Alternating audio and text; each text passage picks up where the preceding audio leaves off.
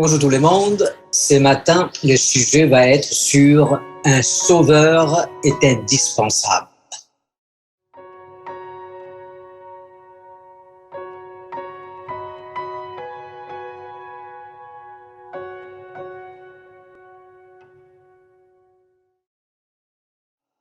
Selon qu'il est écrit dans Actes chapitre 4 verset 12, il y a de salut en aucun autre, car il y a sous le ciel aucun autre nom qui ait été donné parmi les hommes, par lequel nous devions être sauvés.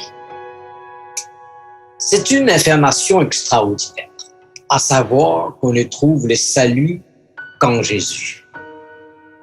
Il ne s'agit pas d'une décision de qui que ce soit. C'est l'enseignement même de Jésus. Vous le trouverez dans Jean 14, verset 6. Si Dieu l'a désigné pour être le sauveur du monde, personne d'autre ne peut être son égal.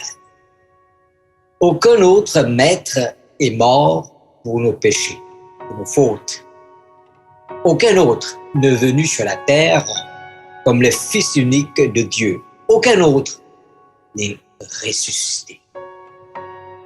Il nous était impossible par nous-mêmes de s'en sortir dans le pétrin dans lequel le péché nous a plongés.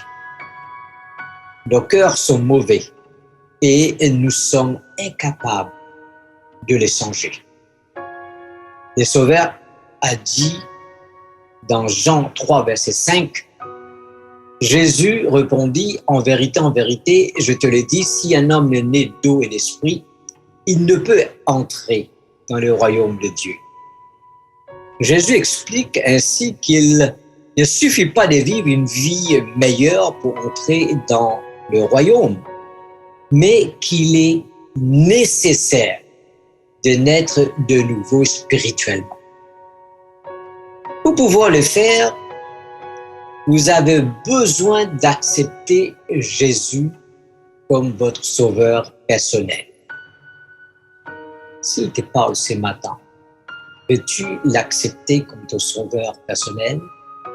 Prions ensemble. Merci Seigneur pour le sacrifice que tu as fait, le privilège que tu nous donnes pour pouvoir venir à toi. Parce que sans toi Seigneur, nos péchés ne seront pas effacés.